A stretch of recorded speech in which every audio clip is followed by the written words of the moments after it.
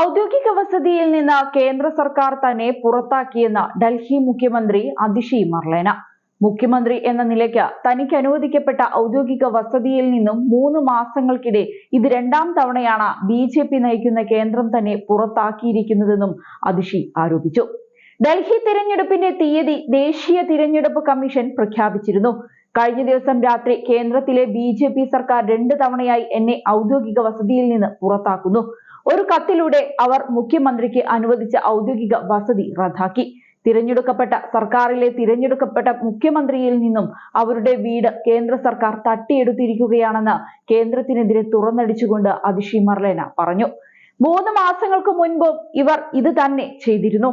ഞാൻ ഡൽഹി മുഖ്യമന്ത്രിയായി തിരഞ്ഞെടുക്കപ്പെട്ടപ്പോൾ തന്റെയും കുടുംബത്തിന്റെയും സാധനങ്ങൾ തെരുവിലേക്ക് വലിച്ചെറിഞ്ഞിരുന്നു. ഞങ്ങളുടെ വീടുകൾ തട്ടിയെടുത്തും തെറി വിളിച്ചും വീട്ടുകാരെ കുറിച്ച് തരം താണ പരാമർശങ്ങൾ നടത്തിയുമൊക്കെ ഞങ്ങളുടെ പ്രവർത്തനങ്ങൾ തടസ്സപ്പെടുത്താൻ സാധിക്കുമെന്നാണ് BJP കരുതുന്നത്. എന്നാൽ വീട് തട്ടിയെടുത്തത് കൊണ്ടൊന്നും ഞങ്ങൾ ഞങ്ങളുടെ ജോലി ചെയ്യുന്നതിൽ നിന്നും പിന്തിരിയില്ല എന്നാണ് ഡൽഹിയിലെ ജനങ്ങളോട് എനിക്ക് പറയാനുള്ളതെന്നും അതിഷി കൂട്ടിച്ചേർത്തു. അതേസമയം ഡൽഹി മുഖ്യമന്ത്രിയുടെ ആരോപണം തള്ളി BJP രംഗത്തു വന്നു.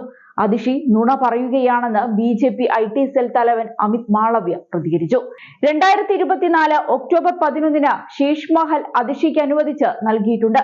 എന്നാൽ അരവിന്ദ് കെജ്രിവാളിനെ അതൃപ്തനാക്കാൻ താല്പര്യമില്ലാത്തത് കാരണം അവർ താമസം തുടങ്ങിയില്ല. ഇത് കാരണം ആ വസതി അനുവദിച്ചത് പിൻവലിക്കുകയും പകരം മറ്റ് 2 ബംഗ്ലാവുകൾ വാഗ്ദാനം ചെയ്യുകയും ചെയ്തിട്ടുണ്ടെന്ന് അമിത് മാളവ്യ പറയുന്നു.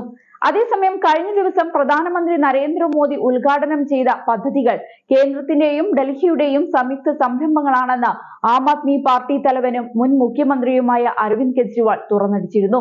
പ്രധാനമന്ത്രി നരേന്ദ്രമോദി ഉദ്ഘാടനം ചെയ്ത 2 പദ്ധതികളും ഡൽഹിയുടെ അടിസ്ഥാന സൗകര്യ വികസനത്തിൽ സുപ്രധാന നാഴികക്കല്ലുകളാണെന്നും അരവിന്ദ് കെജ്രിവാൾ ചൂണ്ടിക്കാട്ടുകയുണ്ടായി. ഡൽഹിയിലെ ജനങ്ങളെ അഭിനന്ദിച്ച കെജ്രിവാൾ ഈ പദ്ധതികൾ തലസ്ഥാന നഗരിയും കേന്ദ്ര സർക്കാരും തമ്മിലുള്ള സഹകരണമാണെന്ന് അവകാശപ്പെടുകയും ചെയ്തു. ആം ആദ്മി പാർട്ടി സംഘർഷത്തിൽ മാത്രം ഏർപ്പെടുന്നുവെന്ന് പറയുന്നവർക്കുള്ള മറുപടിയാണ് ഈ ഉദ്ഘാടനങ്ങളെന്നും AAP തലവൻ തന്റെയും പാർട്ടിയുടെയും വിമർശകർക്കുള്ള പ്രതികരണമെന്നോണം പറയുകയുണ്ടായി. തന്റെ പാർട്ടി നേരിടുന്ന വെല്ലുവിളികളെയും അദ്ദേഹം പ്രസംഗത്തിൽ പരാമർശിച്ചു.